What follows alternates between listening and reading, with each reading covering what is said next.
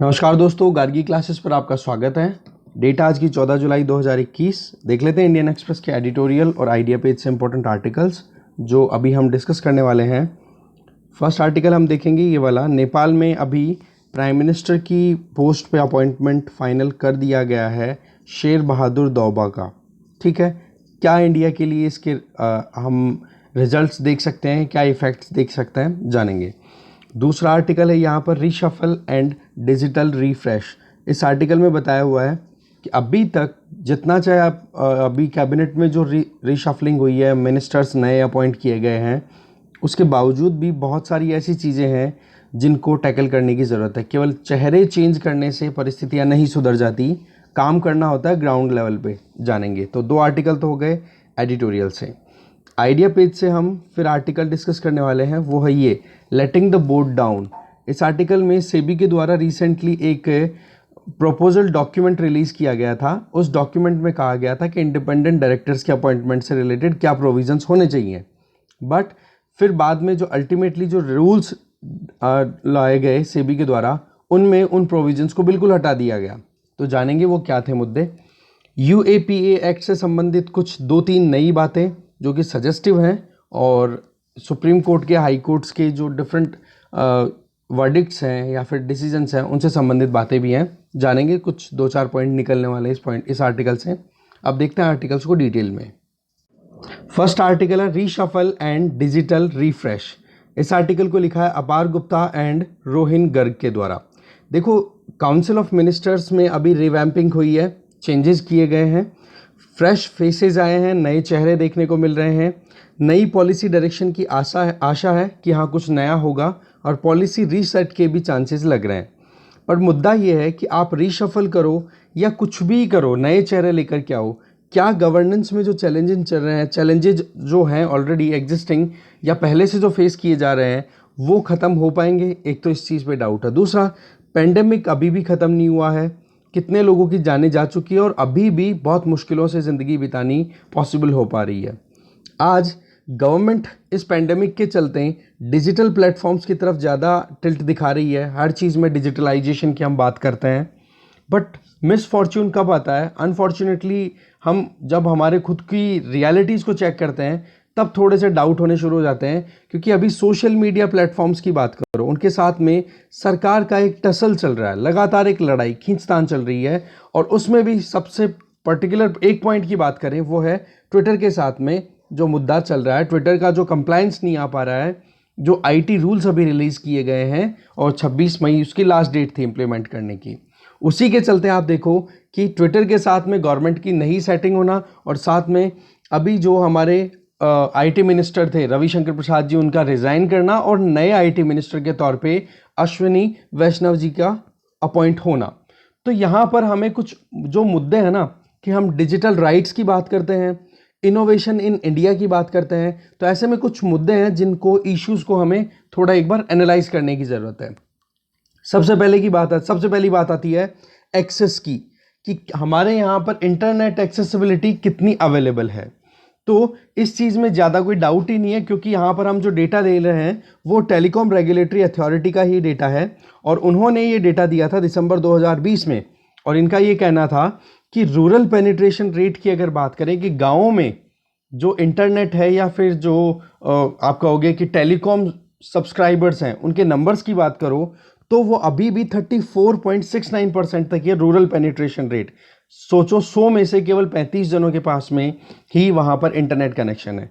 जबकि numbers of subscribers की बात करें तो 308.17 मिलियन लोग हैं जो गांव में इंटरनेट यूज़ करते हैं, जो कि अर्बन एरियाज़ में जितना पेनिट्रेशन रेट है ना, उसका 1/3 ही है। मतलब अर्बन एरियाज़ में जितने लोग यूज़ करते हैं इंटरनेट को, उसका 1/3 लोग ही गाँव में इंटरनेट एक्सेस करते हैं। जबकि हमारे पास में पता है कि 2011 की सेंसस की बात करें, अगर गवर्नमेंट डॉक्यूमेंट की बात भी करें, या फिर अभी तक भी चेंजेस की बात करें, तो लगभग मोर देन 60% पॉपुलेशन जो है इंडिया की, वो गाँव में रहती है। तो कहाँ पर हम एक तरफ तो बात कर रहे हैं इनको सोशल मीडिया प्लेटफॉर्म्स को रेगुलेट करने की, और दूसरी तरफ अभी तक हमारे पास में इंफ्रास्ट्रक्चर ही नहीं है। एक मुद्दा तो ये आ गया इंटरनेट पेनिट्रेशन की कमी। दूसरी बात करें, डिजिटल लिटरेसी को प्रमोट करने के लिए सरकार ने प्रधानमंत्री ग्रामीण डिजिटल साक्षरता अभियान शुरू किया था। पीएमजी दिशा। इसमें देखो कि लगभग 4.54 करोड़ लोगों को ही अभी तक टारगेट किया जा पाया है गांव में, और उनमें से ये नंबर्स बहुत कम है। 4.54 करोड़ क्या लगते हैं, कुछ नहीं। ऐसे में इन 4.54 करोड़ में से सिर्फ 2.71 करोड़ लोग ही ऐसे हैं जिनको अभी सर्टिफिकेशन मिला है, मतलब जिन कैंडिडेट्स को सर्टिफाई कर दिया कि हाँ जी इन्होंने कोर्स कंप्लीट कर लिया और ये सर्टिफिकेट दे दिया। मार्च 2021 तक का ये डेटा है। दो मुद्दे हो गए, इंटरनेट पेनिट्रेशन और जो प्रधानमंत्री ग्रामीण डिजिटल साक्षरता अभियान शुरू किया गया था जिससे कि डिजिटल लिटरेसी इंक्रीज की जा सके गाँव में। दोनों में कहीं ना कहीं हम पीछे हैं। फिर इंपॉर्टेंट चीज आ जाती है एक और, इंटरनेट शटडाउन। हम डिजिटल पेनिट्रेशन की बात कर रहे हैं तो इंटरनेट शटडाउन से हम दूर नहीं जा सकते। अभी का लेटेस्ट डेटा ये कह रहा है कि 2012 से 2019 तक स्टेट गवर्नमेंट्स ने इंटरनेट को अलग अलग हिस्सों में, कंट्री के अलग अलग हिस्सों में अराउंड 374 टाइम्स शटडाउन किया, इंटरनेट बिल्कुल बंद किया है। ठीक है, उसमें भी 2019 में 106 बार और 2020 में तो 129 बार बंद करना पड़ा। ऐसे में लगभग हमारी इकोनॉमी को $2.4 बिलियन का लॉस हो चुका है। अब ये चीज़ जो है वो कॉमन नहीं है, ये चीज़ कोई ऐसी बात, मतलब ये चीज़ कोई रुकी नहीं है, अभी भी कंटिन्यू है। और इसी बात को, ये जो लॉस है इसको, और साथ में जो इंटरनेट शटडाउन करने वाली बात है इसको, सुप्रीम कोर्ट ने अपने जजमेंट में क्लियर कर दिया था, जिस केस का नाम है अनुराधा बसीन वर्सेस यूनियन ऑफ इंडिया, कि भाई आप जब भी इंटरनेट शटडाउन के ऑर्डर्स दो तो उनको आप पब्लिकली अनाउंस करो, क्योंकि वहां पर पब्लिक का ओपिनियन आना जरूरी, क्योंकि at the end of the day सरकार किसने इलेक्ट की, बनाई किसने, लोगों ने। फिर उसके बाद में जो इंटरनेट शटडाउन हो रहा है तो राइट्स किसके वायलेट हो रहे हैं, सिटीजन्स ऑफ इंडिया के। तो ऐसे में इंटरनेट शटडाउन का मुद्दा भी आ गया। फिर लास्ट फाइनल बात आ जाती है नेट न्यूट्रलिटी। नेट न्यूट्रलिटी का मतलब ये मानो कि आप इंटरनेट यूज़ करते हो और आप 4-5 वेबसाइट्स को एक्सेस करते हो, कि एक वेबसाइट पे तो स्पीड इतनी शानदार आ रही है और आपका कनेक्शन मान लो कोई भी कंपनी है, जियो, एयरटेल या किसी का भी हो सकता है आपके पास में, वोडाफोन आइडिया, वीआई जिसको बोलते हैं आजकल, तो इनमें से किसी का भी आपके पास में इंटरनेट कनेक्शन है, आप एक्सेस कर रहे हो। पता पड़ता है कि आपके पास में ए वेबसाइट का एक्सेसिबिलिटी के टाइम पे तो स्पीड बहुत ज़बरदस्त आ रही है, बी में थोड़ा कम और सी में बिल्कुल ही रुका हुआ है। तो पता पड़ा कि यहाँ पर नेट की जो एक्सेसिबिलिटी है उसमें स्पीड की वजह से पार्शियलिटी फील हो रही है। इसको कहते हैं वायलेशन ऑफ नेट न्यूट्रलिटी, कि जब भी कभी कोई इंटरनेट प्लेटफॉर्म पे अलग अलग वेबसाइट्स खोली जाए तो उनको इक्वल स्पीड मिले। ऐसा ना हो कि अमेजोन का कोलैबोरेशन, एग्जांपल दे रहा हूं मैं, अमेजोन का कोलैबोरेशन जियो के साथ में है तो वहां पर आपको जियो का इंटरनेट कनेक्शन में अमेजोन की स्पीड तो बहुत ज़्यादा मिल रही है, जबकि आप फ्लिपकार्ट या दूसरी जो और सारी सोशल मीडिया प्लेटफॉर्म्स हैं या जो भी ई कॉमर्स प्लेटफॉर्म्स हैं उनकी एक्सेसिबिलिटी में स्पीड कम आ रही है। तो आप किस पर रिलाई करोगे? ये तो यूज़र का ओपिनियन अपने आप ही डायरेक्ट करने का तरीका हो गया ना। तो ये चीज़ इंश्योर करना होता है नेट न्यूट्रलिटी में, कि भाई कैसा भी आप इंटरनेट एक्सेस करो वहाँ पर आपको ज़्यादा प्रॉब्लम का सामना ना करना पड़े, आपके ओपिनियन को वहाँ पर डायरेक्शन देने की ना कोशिश की जाए। तो ऐसे में telecom regulatory authority of India ने अपनी तरफ से रेगुलेशंस तो देखो बना दिए हैं, पर एक्चुअल में जो इम्प्लीमेंटेशन होना चाहिए वो नहीं आ रहा। तो ऐसे में इंटरनेट शटडाउन और नेट न्यूट्रलिटी, ये दो ऐसी चीज़ें हैं, वहाँ पर एक प्रॉपर एक कहते हैं ना कि डॉक्यूमेंटेशन होने की ज़रूरत है, जो अभी तक नहीं हो पा रही है। देखो प्रोसीडिंग्स की बात करें तो सोशल मीडिया रेगुलेशन के लिए अभी recently ministry of electronics and information technology ने अभी जो नए आईटी एथिक्स रूल्स रिलीज़ किए हैं उनको लेकर के आपको पता है कि कितने ज़्यादा इश्यूज चल रहे हैं, और उससे संबंधित एक वीडियो भी हमने पहले डिटेल में डिस्कस किया है, उसका लिंक मैं डिस्क्रिप्शन बॉक्स में शेयर कर दूंगा। एक सेकेंड रुकिए, तो आपको मुद्दा समझ में आ जाएगा कि ट्विटर और गवर्नमेंट ऑफ इंडिया के बीच में क्या चल रहा है और क्यों ये सोशल मीडिया प्लेटफॉर्म जो है वो ऑब्जेक्ट कर रहे हैं इन रूल्स को लेकर के।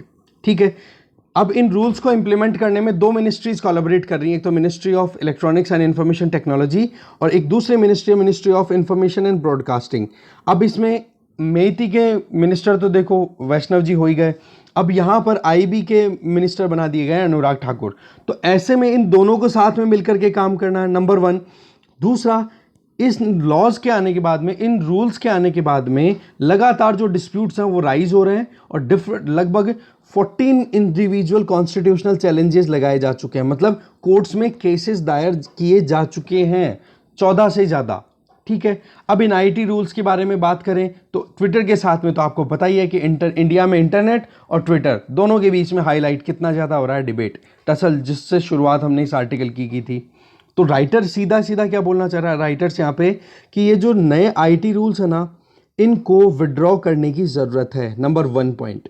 दूसरी, आप रूल्स तब लेकर के आओ जब आपके पास में प्रॉपर लीगल बैकिंग हो, क्योंकि आपके पास में information technology act of 2000 available है, तो वो 2000 की सिचुएशन को देख करके बनाया हुआ कानून था। आप नया कानून लेकर के आओ जो कि करंट सिचुएशन को देख करके लेके आया जाए, फिर उसके बाद में आप रूल्स रिलीज करो। इससे क्या होगा कि आपको लॉज को एनफोर्समेंट में लाने में प्रॉब्लम नहीं होगी, और एक चीज को आप हैंडल करने के चक्कर में 3 चीजों को कॉम्प्रोमाइज नहीं करोगे। मतलब एक कॉम्प्रिहेंसिव स्टडी होनी चाहिए, उसके बाद में आप काम करो, तब आप जो सिग्निफिकेंट सोशल मीडिया इंटरमीडियरीज हैं इनकी लाइबिलिटी इंश्योर कर सकते हो। एक गवर्नेंस फ्रेमवर्क लेके आ सकते हो जिसके बेसिस पे इन लॉज को आसानी से और एक्यूरेट मैनर में इंप्लीमेंट किया जा सके। देखो, आईटी लॉ में सेक्शन 66A जब आया था, ठीक है, तो उसको स्ट्रक डाउन कर दिया गया था Shreya Singhal versus union of India case के अंदर सुप्रीम कोर्ट के द्वारा, कि भाई आप किसी के freedom of speech and expression को ब्रीच नहीं कर सकते हो अगर आपके पास में कानूनी कार्रवाई करने का अधिकार है तो। साथ में सुप्रीम कोर्ट ने यह भी कहा था कि इंफॉर्मेशन टेक्नोलॉजी एक्ट में जो भी आप चेंजेस लेकर के आओ उनको पब्लिक में पहले पब्लिश तो करो, जिससे क्या हो, लार्ज स्केल पे कंसल्टेशन हो सके, सभी स्टेक होल्डर्स अपने ओपिनियन दे सकें।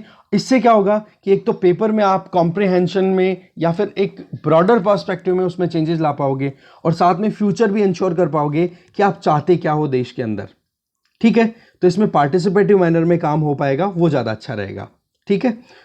और ट्विटर वाला जो मुद्दा था ये कहाँ से आता, अगर आपने पहले अच्छे से पब्लिक में डिस्कशन किया होता। वैसे तो सरकार बोलती है कि हमने डिस्कशन किया है, पर यहाँ पर राइटर्स बोल रहे हैं कि एक पब्लिक डोमेन में ड्राफ्ट रिलीज करके उस हिसाब से बातचीत करनी थी, ठीक है। इसके अलावा जो एनक्रिप्शन के राइट्स हैं, जैसे कि आप कोई व्हाट्सएप पे कोई भी चैटिंग करते हो तो वो एंड टू एंड एनक्रिप्टेड होती है, लिखा हुआ भी रहता है, आप देखते हो, नोटिस करते होंगे वहाँ पे। इसमें क्या है कि इसका मतलब ये हो गया कि व्हाट्सएप खुद भी इसको डिकोड नहीं करता, केवल जो सेंडर है या रिसीवर है उनके अलावा उस मैसेज को कोई नहीं देख सकता। तो इस चीज़ को भी इंश्योर करना ज़रूरी है। तो ये पॉइंट हो गया कि लीगल बैकिंग की कमी है। फिर आ जाता है last point, that is data breach, कि डेटा की चोरी बड़ी ज़्यादा हो रही है। चाहे एयर इंडिया से लेकर के डोमिनोज का हमने देखा अभी रिसेंटली कि एयर इंडिया में जो इंडिविजुअल्स का जो पासपोर्ट डेटा था, वो रहते कहाँ, एड्रेस था, आधार कार्ड से रिलेटेड डिटेल्स थी, वो ब्रीच हुई। ऐसे ही डोमिनोज का भी हुआ। तो इसमें लगभग 14 करोड़ रुपए तक का एक डेटा ब्रीच होता है ना एवरेज, तो उसमें 14 करोड़ रुपए का खर्चा हो जाता है। और साथ में इन डेटा ब्रीच को डिटेक्ट करना और इनको कंटेन करना, मतलब रोके रखना, इसमें टाइम बड़ा लगता है। डिटेक्शन में एक डेटा ब्रीच में लगभग 221 दिन लगते हैं और कंटेन करने में 83 डेज लगते हैं। तो बोला इस चीज़ पर भी हमें ध्यान देने की ज़रूरत है। इसके लिए जो पर्सनल डेटा प्रोटेक्शन बिल अभी भी पार्लियामेंट में लटका पड़ा है, उसको अब बहुत ही जल्दी से लाने की ज़रूरत है। नहीं तो क्या है, अभी तो चलो सिंपल डेटा ब्रीच हो रहा है कि आपकी पर्सनल इंफॉर्मेशन निकाली जा रही है, कल को ना फाइनेंशियल क्राइम्स भी बढ़ने लग गए, फिर क्या होगा, लोग अपनी हार्ड अर्न मनी को इस तरीके से खोना थोड़ा ना पसंद करेंगे। तो जॉइंट पार्लियामेंट्री कमेटी, जिसकी लीडर अभी बीजेपी की लीडर ही है, जिसको चेयर कर रही हैं मीनाक्षी लेखी, तो बोला कि अब वो उनको मिनिस्ट्री भी मिल चुकी है, तो अलग से मीनाक्षी लेखी को, तो आप अलग से कोई इंडिविजुअल को चेयरपर्सन बनाओ वहाँ पे, और फिर उसके बाद में काम करना शुरू करो। फिर लास्ट में राइटर एक चीज़ बोलते हैं, बोले G7 में अभी मीटिंग में बातचीत क्या हुई थी, ओपन सोसाइटीज़ के लिए डिक्लेरेशन, जिसमें क्या बोला था, human rights for all both online and offline. तो ह्यूमन राइट्स को आप खत्म मत करो, नंबर 1, ऑनलाइन और ऑफलाइन। दूसरी चीज़, आप हेल्दी वे में डिस्कशन करो ना, कॉन्स्टिट्यूशनल वैल्यूज़ को ध्यान में रख करके कानून बनाओ। इससे क्या हो जाएगा कि ना तो ये जो सोशल मीडिया प्लेटफॉर्म्स हैं ये अपनी दादागिरी चला पाएंगी, और ना ही हम नैरोली इंटरप्रीट करके इन सोशल मीडिया प्लेटफॉर्म्स को ब्लैंकेट बैन करेंगे। तो एक बैलेंस बनाने की ज़रूरत है, जिससे कि हम एक proper utility of these social media platforms ensure कर सकें। ठीक है, आगे चलते हैं। नेक्स्ट आर्टिकल है letting the board down. Article को लिखा है उमाकांत वरोतिल ने। देखो, अभी हाई प्रोफाइल डिबेट की बात करें तो टाटा और मिस्त्री कॉरपोरेशन, टाटा कॉरपोरेशन में जब बातचीत हो रही थी तो साइरस मिस्त्री को हटा दिया जाता है, टाटा सन्स का फिर से पकड़ में आना, ये डिस्प्यूट तो होता ही रहता है। पर नुकसान किसको होता है? नुस्ली वादिया को। वो कैसे? जब डिस्कशन चल रहा था, एक रेजोल्यूशन पारित किया जाता है टाटा ग्रुप ऑफ कंपनीज में, और उस रेजोल्यूशन को किस लिए कि इन नुस्ली वादिया को रिमूव किया जाए बोर्ड से। ये एक इंडिपेंडेंट डायरेक्टर है। तो ऐसे में इनको हटाने के पीछे वजह क्या है, इनकी गलती क्या रही, क्या ट्रांसग्रेशन इन्होंने दिखाया? वो ये कि जो माइनॉरिटी शेयर होल्डर्स है ना, जिनके शेयर्स बड़े कम हैं पर वो इंपॉर्टेंट है वहां पर, तो ऐसे में माइनॉरिटी शेयर होल्डर्स की बात को उठाना और जो प्रोमोटर्स हैं उनके अगेंस्ट में जाना, तो ऐसे में प्रोमोटर्स हो गए नाराज और वादिया को हटाने की बात कर दी गई। और आप देखोगे यही तो सबसे बड़ी प्रॉब्लम है कि एक इंडिपेंडेंट डायरेक्टर की अपॉइंटमेंट किस लिए की जाती है कि जो प्रोमोटर्स हैं वो अपनी वहां पर खुली दादागिरी ना चलाएं, एक कॉरपोरेट गवर्नेंस लेकर के आए या फिर कॉरपोरेट डेमोक्रेसी के तहत काम किया जाए। ठीक है, तो यही चीज ध्यान में रखते हुए, इन चीज़ों को ध्यान में रखते हुए सेबी ने अभी रिसेंटली बहुत ही अच्छे कदम उठाए थे, जिसमें इंडिपेंडेंट डायरेक्टर्स की अपॉइंटमेंट को लेकर के कुछ गाइडलाइंस रिलीज की गई थी, जिनको हम ड्यूअल गाइडलाइंस बोलेंगे। देखेंगे वो मुद्दा क्या है। तो इसके अलावा एक हमने पीएसयूज में भी जो इंडिपेंडेंट डायरेक्टर्स हैं उनकी अपॉइंटमेंट को लेकर के भी हमने पूरा डिटेल देखा था। इसी न्यूज़पेपर की इन्वेस्टिगेशन थी पूरी कि पब्लिक सेक्टर अंडरटेकिंग्स में जो भी इंडिपेंडेंट डायरेक्टर्स के तौर पे अपॉइंट हो रहे हैं वो लोग कौन हैं। वो या तो कोई भी रेगुलेटर के फॉर्मर चेयर रह चुके हैं या कोई मेंबर रह चुके हैं। जैसे मैंने एग्जांपल दिया था उर्जित पटेल का, एक तो कि वो आरबीआई के गवर्नर रह चुके हैं पर आज उनको कहीं ना कहीं इंडिपेंडेंट डायरेक्टर के तौर के ऊपर कॉर्पोरेट हाउसेस ने मौका दे रखा है। सिमिलरली जो रिटायर्ड आईएएस आईपीएस ऑफिसर्स हैं उनको भी इंडिपेंडेंट डायरेक्टर के तौर पे रखा हुआ है।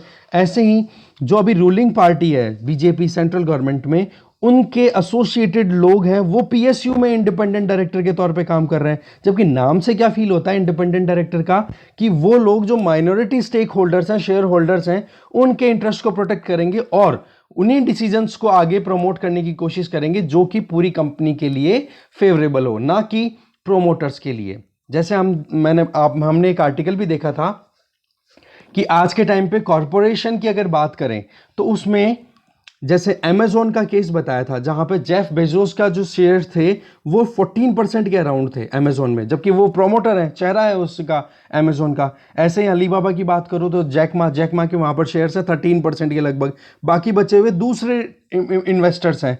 तो ऐसे में अगर ये 14% 13% वाले लोग अपनी खुद की इच्छा के हिसाब से कंपनी को चलाना शुरू कर देंगे तो रिमेनिंग 87% वाले जो शेयर होल्डर्स हैं उनकी क्या।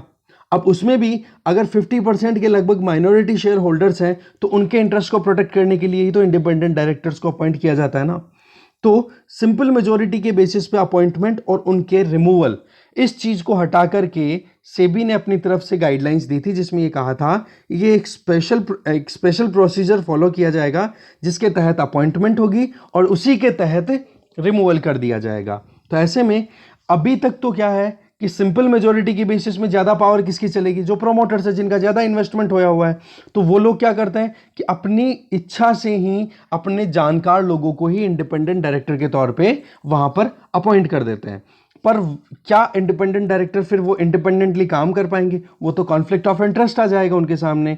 तो इस चीज को ध्यान में रख करके प्रोमोटर्स, इंडिपेंडेंट डायरेक्टर्स, इनको लाइकली मैनर में काम करने की बजाय एक बैलेंस्ड मैनर में काम करने के लिए सेबी ने अभी एक पेपर रिलीज किया था। और सेबी की फुल फॉर्म आपको पता है securities and exchange board of India. इन्होंने मार्च में एक प्रपोजल दिया था, एक कंसल्टेशन पेपर रिलीज किया जिसमें प्रोविजन था कि इंडिपेंडेंट डायरेक्टर्स की जो नॉमिनेशन होती है उसमें एक प्रॉपर वे में एक लिस्ट बनेगी और रिम्यूनरेशन कमेटी जो है वो फाइनलाइज करेगी कैंडिडेट्स की लिस्ट को, और उस लिस्ट को फिर बाद में बोर्ड में भेज दिया जाएगा और वहां पर फिर वोटिंग कराई जाएगी। वोटिंग में दो तरीके होंगे, दो लेवल पे काम होगा। ठीक है, इसको ड्यूअल अप्रूवल अप्रोच बताई गई थी। इसमें क्या है कि फर्स्ट अप्रोच में तो ये हो गया कि जितने भी शेयर होल्डर्स हैं उन सबसे वोटिंग कराई जाएगी और जिस तरफ भी मेजोरिटी चली जाएगी उसी को अपॉइंट कर दिया जाएगा। सेम प्रोसेस रिमूवल के लिए कि मतलब 100% अगर किसी, ये टाटा कंपनी की हम बात कर लेते हैं, टाटा कंपनी के टोटल शेयर्स हैं 100 रुपए के, ठीक है, टोटल कंपनी की वैल्यू 100 रुपए। तो ऐसे में जिस तरफ भी 50 रुपए तक का इन्वेस्टमेंट करने वाले टोटल लोग एक तरफ हो जाएंगे, वही बात मान ली जाएगी, चाहे इंडिपेंडेंट डायरेक्टर को अपॉइंट करना हो चाहे उसको रिमूव करना हो। ठीक है, तो नॉमिनेशन कमेटी कर ही देगी और उस लिस्ट में से फाइनलाइज करना है। तो एक लेवल का काम तो ये हो गया।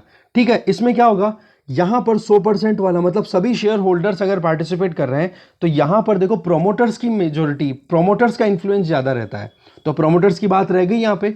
दूसरी बात करते हैं, जब ये काम खत्म हो जाए तो आप सेकंड स्टेप में पहुंच जाओगे और वहां पर जो माइनॉरिटी शेयर होल्डर्स है ना, उनका आप सेपरेटली वोटिंग कराओगे कि हाँ जी इस इंडिपेंडेंट डायरेक्टर को फर्स्ट राउंड में अप्रूवल मिल गया है, जिसमें सभी शेयर होल्डर्स ने बोल दिया कि हाँ एक ए नाम के इस बंदे को हमें अपॉइंट करना है। फिर उसके बाद में जब जो माइनॉरिटी शेयर होल्डर्स हैं उनसे वोटिंग करवाई जाएगी, तो वो लोग अगर अप्रूवल दे दें तो अपॉइंटमेंट हो जाए।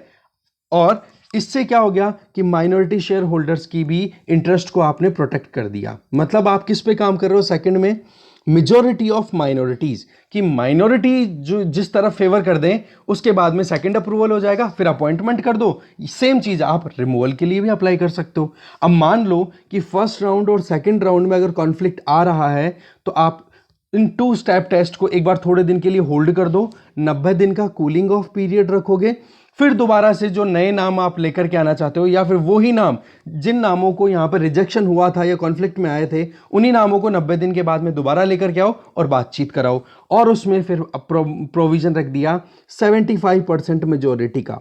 पहले तो क्या सिंपल मेजोरिटी वाला कॉन्सेप्ट रख दिया। ठीक है, पहले तो सभी stake holder, all stake holder, old share holders, और दूसरा फिर माइनॉरिटी शेयर होल्डर्स। 2 राउंड का कंप्लीट हुआ, नहीं काम हो पाया, चलो ठीक है 90 दिन का कूलिंग ऑफ पीरियड, दोबारा से नाम लेकर के आओ। अब वोटिंग होगी, उसमें 75% अप्रूवल जब तक नहीं मिलेगा ऑल शेयर होल्डर्स में से, तब तक उसका अप्रूवल नहीं होगा। तो ये प्रोविजन अभी अपनी तरफ से सेबी ने मार्च में रिलीज किया था, जिसको ड्यूअल अप्रूवल अप्रोच बोला गया था। इससे कि इंडिपेंडेंट डायरेक्टर्स की अपॉइंटमेंट और उनके रिमूवल से रिलेटेड जो भी काम हो वो एकदम डेमोक्रेटिक मैनर में हो। पर प्रॉब्लम कहां शुरू हो जाती है कि यहां पर सेबी ने जो अभी अपना डॉक्यूमेंट रिलीज करने के बाद में, ये जो कंसल्टेशन पेपर था उसके बाद में जो गाइडलाइंस रिलीज की है, उनमें ये ड्यूअल अप्रूवल वाली अप्रोच जो थी वो मिसिंग है। तो इस चीज को लेकर के राइटर थोड़ी सी चिंता अपनी जाहिर कर रहे हैं। फिर राइटर बोल रहे हैं कि जून 29 को सेबी ने अपना अपॉइंटमेंट और रिमूवल से संबंधित, इंडिपेंडेंट डायरेक्टर्स के अपॉइंटमेंट और रिमूवल से संबंधित प्रोविजन दिए, जिसमें सिंपल मेजॉरिटी को ही बनाए रखा और जो ड्यूअल अप्रोच वाला जो सिस्टम था उसके बारे में कोई मेंशन नहीं रखा। ये देखो सेबी ने बिल्कुल बैक ट्रैक किया है, मतलब अपने आप को एक कंसल्टेशन पेपर के तहत जो बातें बताई गई थी उससे विड्रॉ कर लिया। माइनॉरिटी शेयर होल्डर्स का जो लेवल प्लेइंग फील्ड क्रिएट होने वाला था उसको एक तरीके से बंद कर दिया। देखो फीडबैक जब आता है ना प्रॉपर, तब जाकर के काम अच्छे से होता है। फीडबैक सिस्टम बड़ा इंपॉर्टेंट होता है। देखो अगर मैं आपको बताऊं, कभी भी हम चलते हैं, व्हेन वी वॉक, हम चलते हैं तो आप क्या देखते हो, नोटिस क्या करते हो कि सामने अगर कोई खड्डा है तो आपकी आंखें आपको बताती है कि हाँ जी खड्डा है, आप साइड से निकलो। ठीक है, तो आपकी आंखों ने आपके ब्रेन को फीडबैक दिया। नहीं तो ब्रेन तो एक तरफ डायरेक्शन दे रहा था कि हाँ भाई अपने पैरों को हमें मूव कराना है कंटिन्यूअसली, पर आपकी आंखों ने फीडबैक दिया तो आपके ब्रेन को क्या हुआ, सिग्नल मिला कि नहीं खड्डा है, हमें साइड में लेना पड़ेगा। तो फीडबैक बड़ी इंपॉर्टेंट चीज हो जाती है। और कंसल्टेशन किस लिए होता है, फीडबैक्स के लिए ही तो होता है। वहां पर अगर आप कंसल्टेशन करने के बावजूद आप प्रोमोटर्स के ग्रुप को एक सपोर्ट दे रहे हो, एक फेवर कर रहे हो, और माइनॉरिटी शेयर होल्डर्स को आप साइड में कर रहे हो, तो ऐसे में क्या इंडिपेंडेंट मैनर में कॉर्पोरेट एक कहते हैं ना कि कॉर्पोरेट डेमोक्रेसी काम कर पाएगी?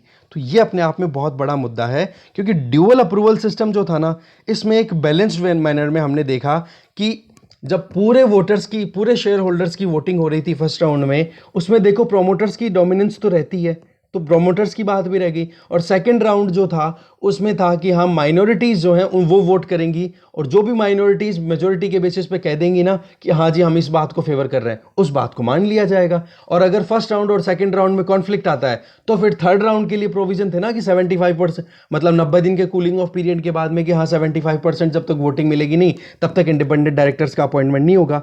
तो कॉर्पोरेट डेमोक्रेसी को हमें प्रमोट करने की जरूरत है, तो प्रोटेक्ट करने की जरूरत है।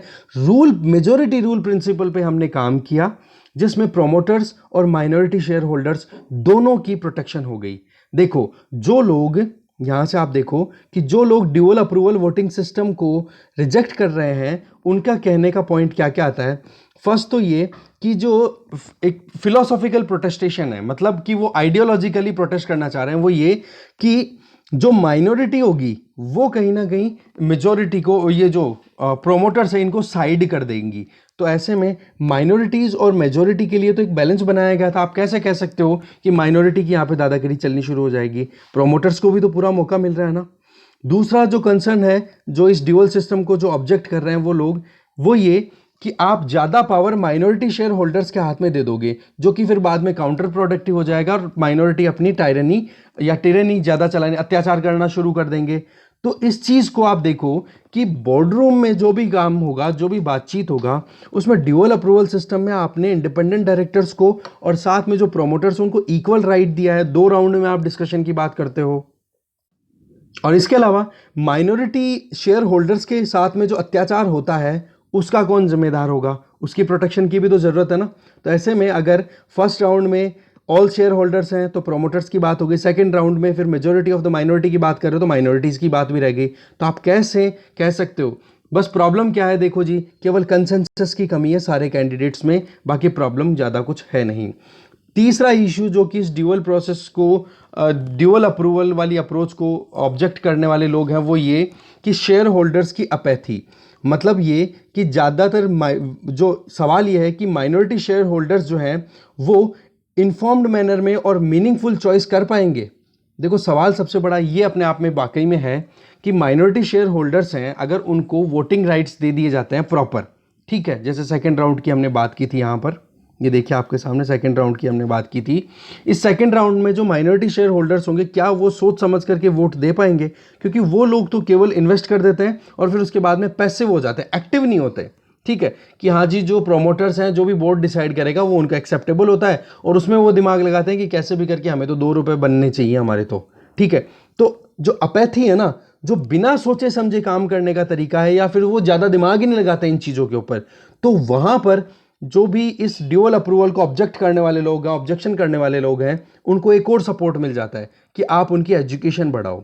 तो पॉइंट यहाँ पर क्या जाता है, देखो इंस्टीट्यूशनल शेयर होल्डर्स की बात करो तो वहाँ पर एक वाइब्रेंट प्रॉक्सी एडवाइजरी एक इंडस्ट्री के अंदर स्टैब्लिश कर देनी चाहिए। मतलब ये हो गया, जो कि माइनॉरिटी शेयर होल्डर्स है ना, जिनके कम पैसे लगे हुए हैं, गिनती के अंदर तो वो बहुत है पर अमाउंट में वो थोड़े कम है प्रोमोटर्स के कंपैरिजन में, तो उनके इंटरेस्ट को प्रोटेक्ट करने के लिए उन लोगों को बोलने का अधिकार दिया जाए और बोलने के अधिकार देने से पहले उनको अवेयर किया जाए, अलर्ट किया जाए। और उसके लिए आप वाइब्रेंट प्रॉक्सी एडवाइजर इंडस्ट्री शुरू कर सकते हो, जिससे क्या होगा, माइनॉरिटी शेयर होल्डर्स की एजुकेशन दी जा सकेगी, उनको अवेयर बनाया जा सकेगा और वो फिर अपना फंक्शंस इंडिपेंडेंटली अपने खुद की पावर के अकॉर्डिंग और खुद को जो भी कुछ अथॉरिटी मिल रही है लॉज के बेसिस पे, उनके बेसिस पे इंप्लीमेंट कर पाएंगे।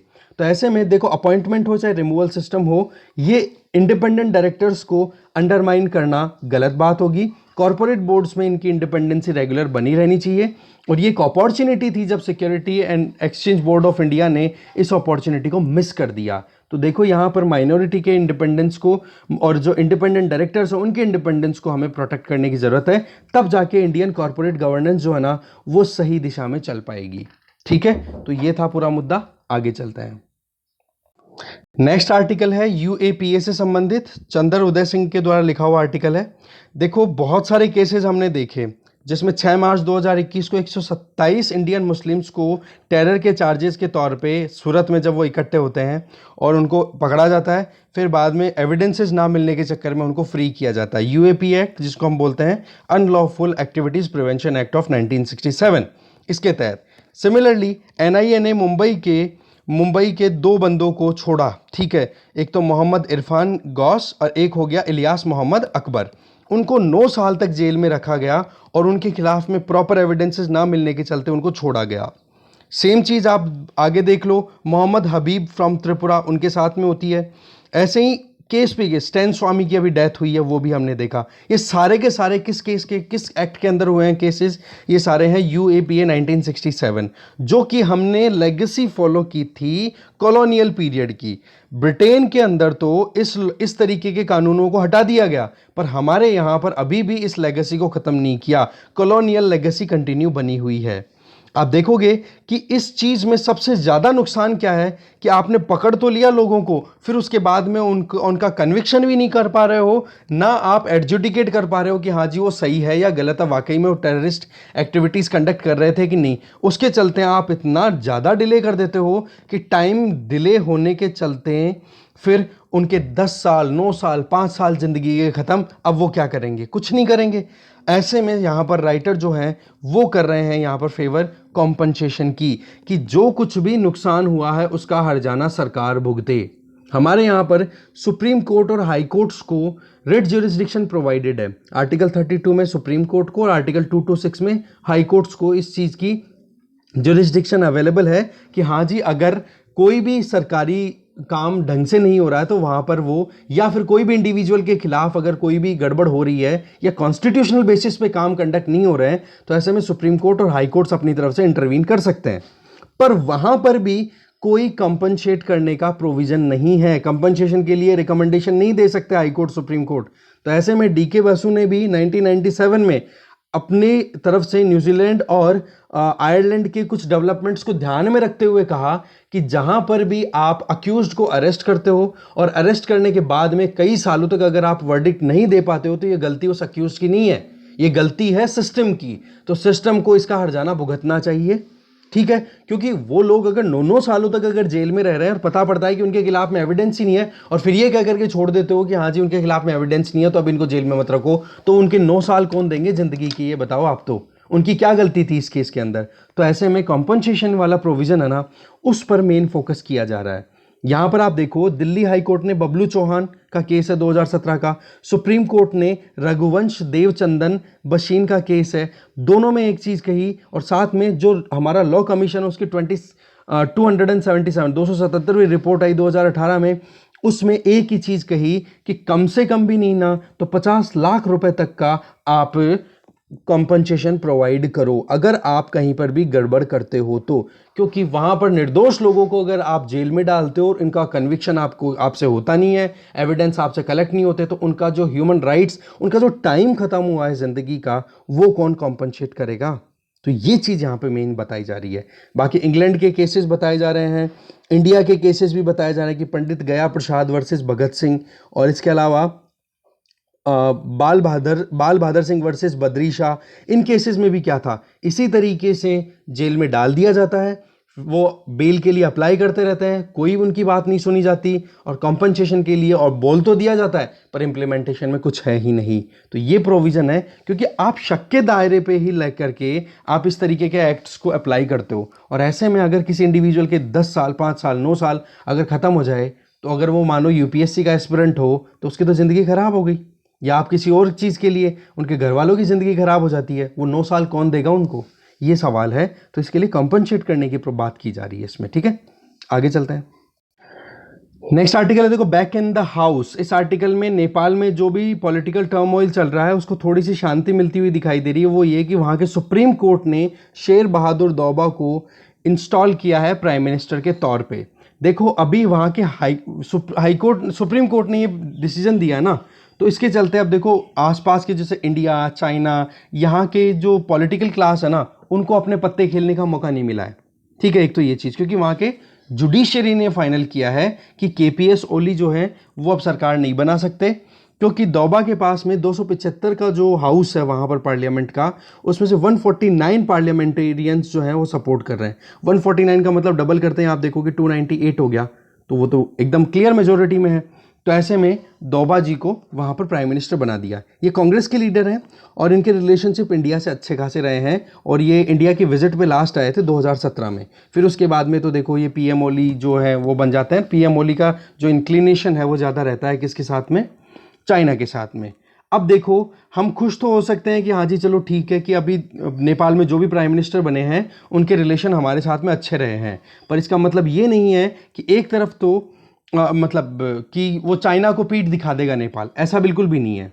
एक तरफ तो हम देखो एलएसी के ऊपर ईस्टर्न लद्दाख में चाइनीज आर्मी के साथ में कॉन्फ्रंटेशन कर रहे हैं, और दूसरी तरफ नेपाल जो कि चाइना के साथ में रिलेशन रखता है, और ऐसे में नेपाल के साथ में अगर हमारे रिलेशन अच्छे रहते हैं और दोबा जो कि प्रीवियसली अच्छे रिलेशन मेंटेन करके चल रहे थे इंडिया के साथ में, तो बोले ये एक अच्छी न्यूज़ भी है। पर इसका मतलब ये नहीं है कि वहाँ पर दोबा बिल्कुल ब्लैंकेट बैन कर देंगे, चाइना को बिल्कुल इग्नोर कर देंगे, क्योंकि वहाँ पर इंफ्रास्ट्रक्चर प्रोजेक्ट बहुत बड़े बड़े चल रहे हैं।